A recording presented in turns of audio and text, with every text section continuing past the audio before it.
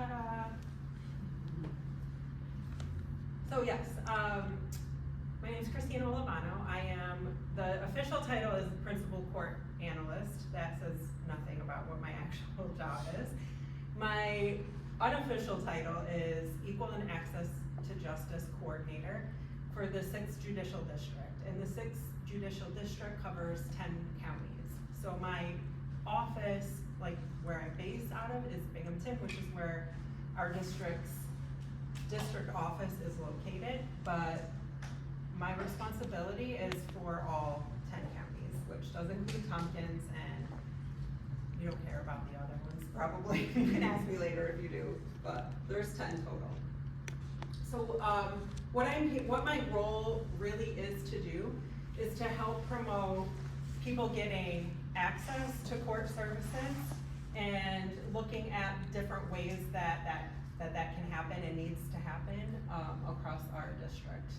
In our district, we have 27 courthouses. We have over 550 employees. And so I work both internally with like our organization and our staff, as well as working with individual courts and processes. But I'm here today to talk about our court help services. Full transparency, I am not a complete expert on all of the court services. Our law librarian, Chris Lund, who's amazing, was unable to be here today. So he is more of the expert in this topic area. But my goal is to give you enough information and places to find help. And if all else fails, I'll refer you to Chris next week when he's back. And I will do my best to answer questions as they come up. So let's see how it goes.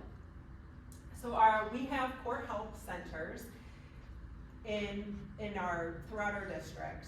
We have a few that are walk-in person, which I'll give you the information for those at the end, and I also brought some handout materials that have that information on them over on the table. But we also have the availability for call-in at our help center. So where we don't have just walk-in and physical locations, we still can serve all 10 counties with a phone call, or sometimes even a Teams meeting.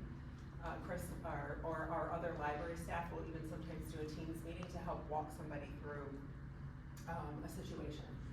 So our help centers are free information about law and court procedures to people specifically who do not have an attorney. So similar to what Keith was saying, our help center does have a brief screening questionnaire, and there's just a few questions when you call, or if you go online, you'll answer those questions, and it's a similar type of a screening process. One thing to note is that as court employees, none of us can offer legal advice. We are not allowed to do that. So we can provide legal information, referral to services, but even our court staff who are attorneys are not allowed to give legal advice, like through the help center. So just wanted to kind of make that clear. And that goes from if you call into the help center to if you go to a clerk's window at a courthouse, we are not allowed to give legal advice. And I have a little snippet here in a couple of slides that gives a little bit of like what our clerks can and cannot do. So what our help center can provide is information and assistance on some of these topics. This is not comprehensive, but it's just an example of some of the things that you could use the help center for information about starting or filing a case. If someone submits a case against you and you're looking to see how you respond to that, basic filling out of court forms, court procedures, which court you need to file in. So I came to this role from outside of the court system. I worked in nonprofit world for 16 plus years. So I really didn't know how the court system worked, like the ins and outs.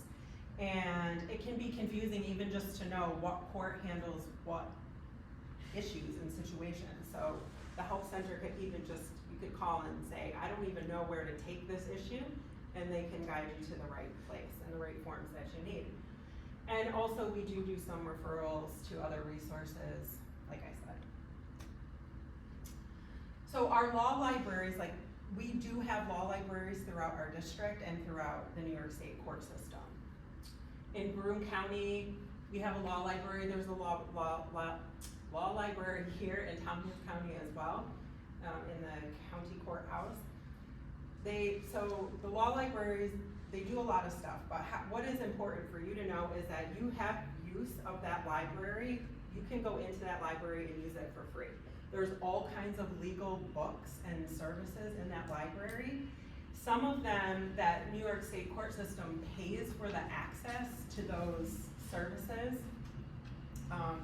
I don't know the name of them off the top of my head, but Chris would know. They have, but we pay for access to some like research platforms online and things like that that are available for the public to use. Also, our library staff can help with, finding and organizing that legal information, trying to help make things easy to understand, keeping resources up to date, and helping you access the resources. I believe that everything is free to the public that's in the library to use. And if you really need legal research help, you can go to a law library physically. We have physical locations. You also can go online, where we have this service through New York State court system called Ask a Law Librarian. You can get help with a chat, a live chat. You can send and do it like an email to get an email reply, or you can even do it through text. So what exactly is this Ask a Law Librarian service? It's a free online service. You can get help with basic legal research questions. So again, they're not going to give you legal advice, but they can help point you in a direction to research some legal information. And I covered that part. This chat service, online service, is basically open, Monday through Friday, 9 to 5, and not on holidays. And it is staffed by law librarians and library assistants. It's completely free. And in case you didn't get the memo yet, we cannot give legal advice, neither can they. And they also can't interpret the law for you or help file motions or court papers through this Ask a Law Librarian, but the staff can help you find laws, find court rules, find public case information, and show you where to look for legal information. I have a little screenshot here, just so you can see when you pull up that page, Ask a Law Librarian New York Courts, this is what you will see. And you can see the options on the side to text, to submit an email, or to chat live. And then the links in the center, there's some like FAQ questions and things like that that you can look up and see if what you're looking for is something that this service might be able to help you with. Okay, so inside the courts, we have clerks' offices. Our clerk's office can help when you visit a courthouse. They can, again, help with information but not give legal advice or take sides. So what our clerks in the courthouses can do is to help explain court rules and procedures.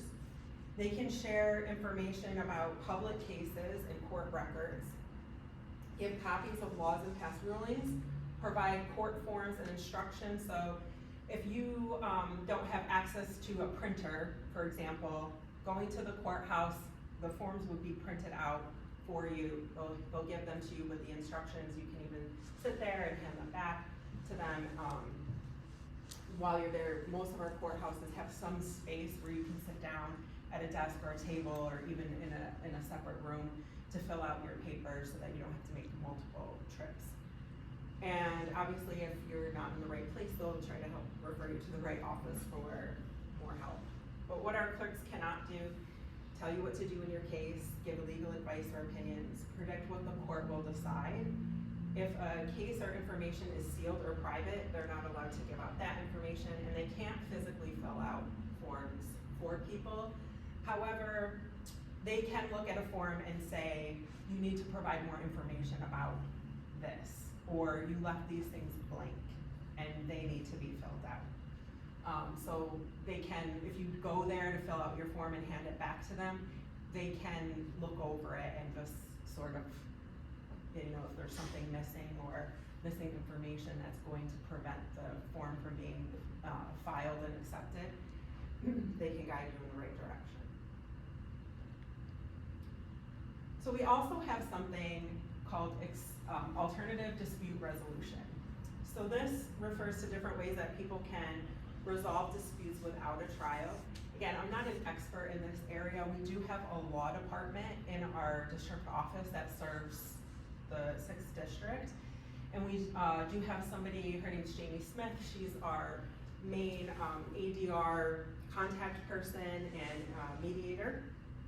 So some common ADR processes include mediation and arbitration. I think there's some other things that fall underneath that, but mainly what she does is mediation and arbitration. So these processes are generally confidential, a little less formal and less stressful than traditional court proceedings. They don't always have to take place like in a courthouse. You can meet if there's a community center or another place. She can meet people, she'll travel and meet people in other counties, so you don't have to come to Broome County. And sometimes she can do, if both parties agree, there can be virtual arbitration or mediation. So for arbitration, this is just a neutral person called an arbitrator. Here's arguments and evidence from each side and then decides on the outcome of the situation.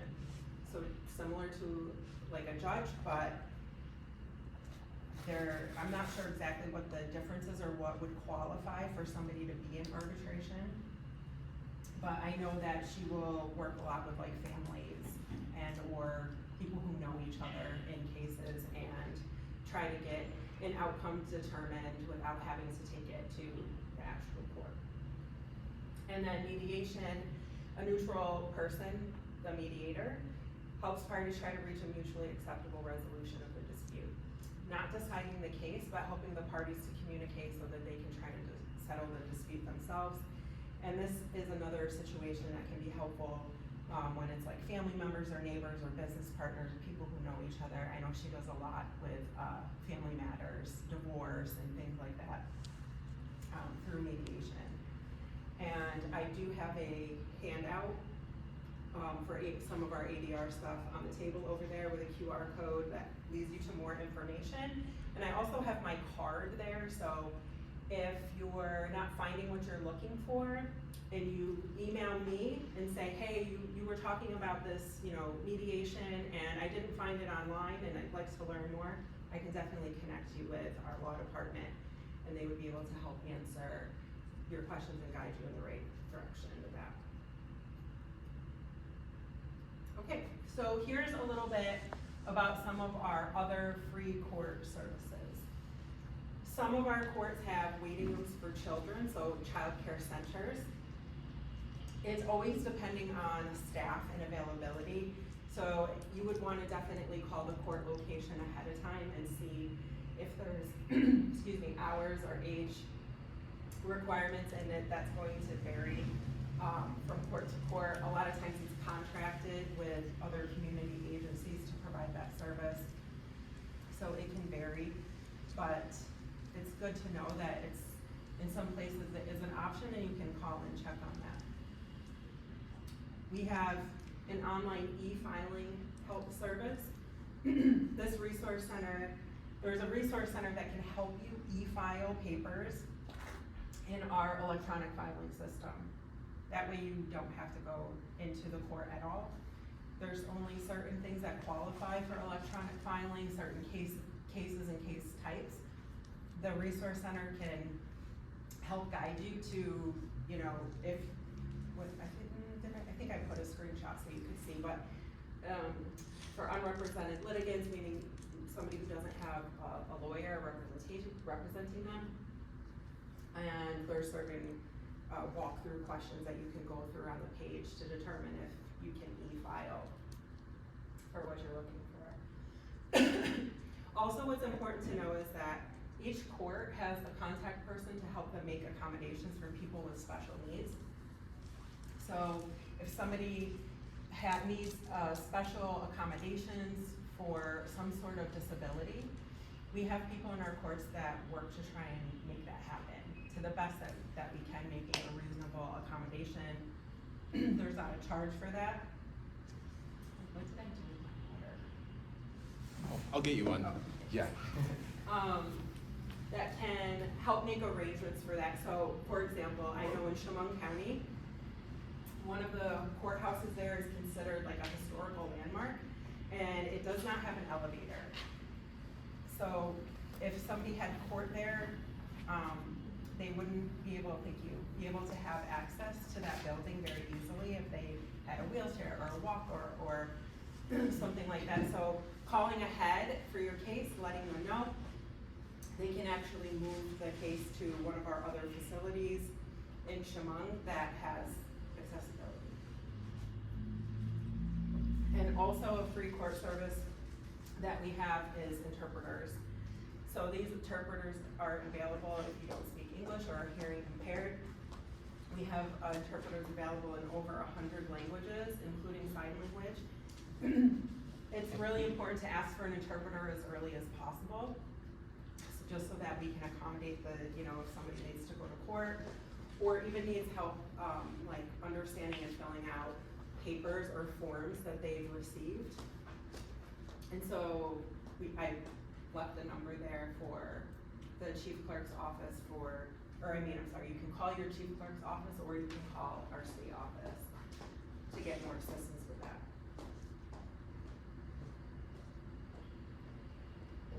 This is just a little more information on that e-filing system that I was talking about. If I understand correctly, our presentations will be also uploaded with the videos, so that's why I put a lot of information in the slides so that somebody can access the presentation and you should be able to go step by step and see if your case or what you're trying to file is accepted in e-filing. And they also have a helpline that you can call and an email that you can send and ask questions to. This is a really cool system that we have in the course. Also, it's do-it-yourself forms. These are free online tools to help people without a lawyer to fill out and complete court forms. You have to accept your terms of use, and I think you need to create a login, and it'll ask you some screening questions. These are just some of the programs that the do-it-yourself forms are available for. And it's literally an interactive guide that walks you through filling out the forms step by step. And I do have a screenshot for some of that. So I did one for support petition, just as an example.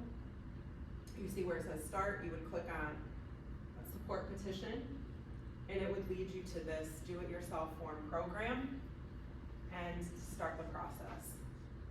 It'll ask you questions, and it actually tells you also what papers, what information you need to have before you get started, because it won't save and let you continue 3 days later. You have to sit down and do it. And then as you complete each step, this lady will walk closer to the courthouse, and then you'll know you're complete when you're ready to hit enter and she's reached the courthouse. Your forms would be filed.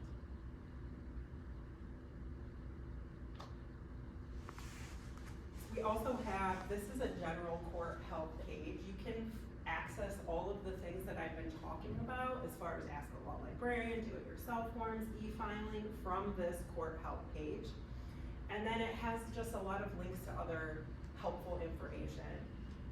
Everything from court forms and fees to what you do when a case is over. You can look at these links and go through, and once you start clicking on them, it can be a little bit of a rabbit hole digging through, but if you are really looking for help, this page is pretty comprehensive, taking you to some of the places where you can get more information and more assistance. This is our 6th JD contact information. So these are the help centers that I mentioned that have physical locations, and somebody could walk in Monday through Friday and get assistance. But like I said, we also have the availability for online, for phone calls in our areas where there's not a physical location, or if you just can't make it to the courthouse.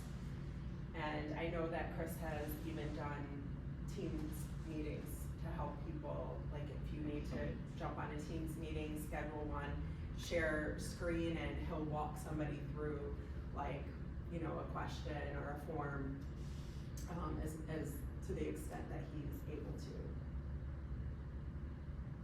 That's it. Any questions? For a second.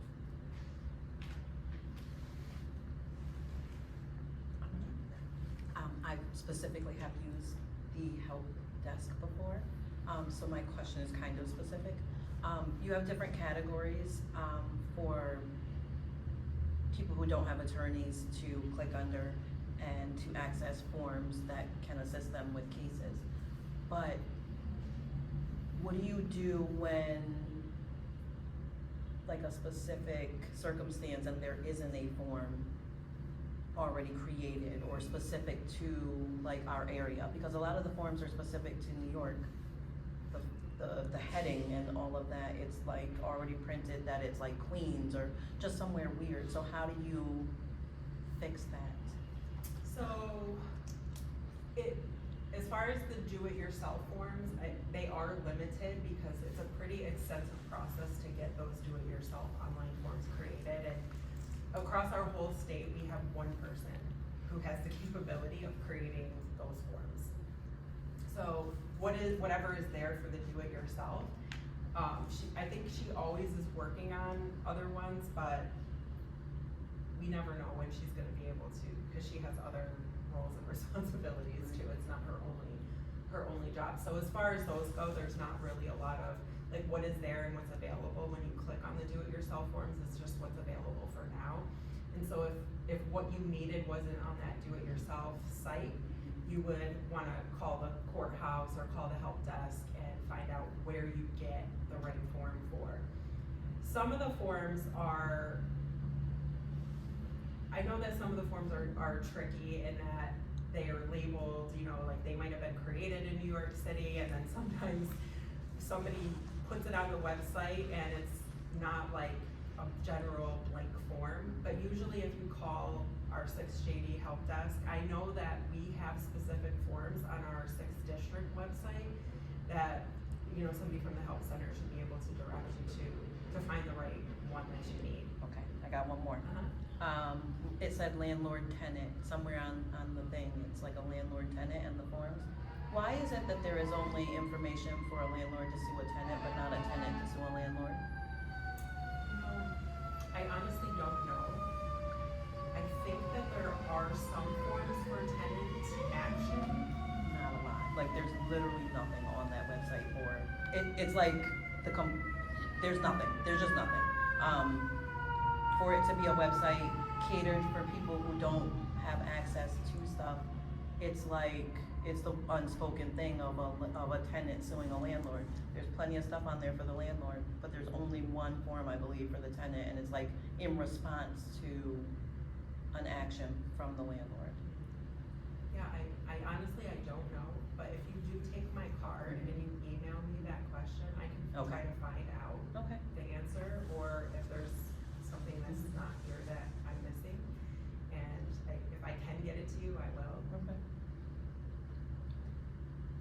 So there's the various different law libraries. Does each have a librarian that we would contact for this, or is Chris handling like a centralized system with this, or does he answer for those folks? How is?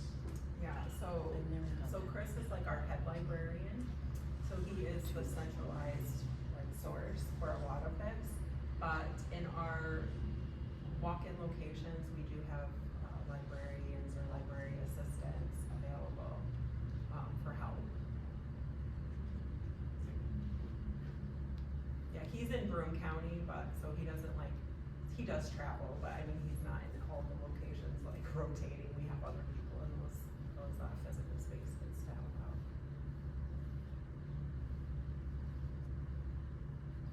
Anything else?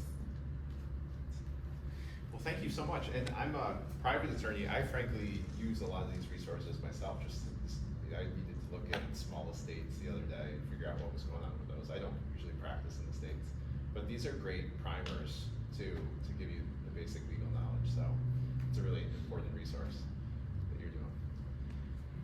And so, like I said, I have brought information here, our health center brochure, my business card, there's some pens, magnets.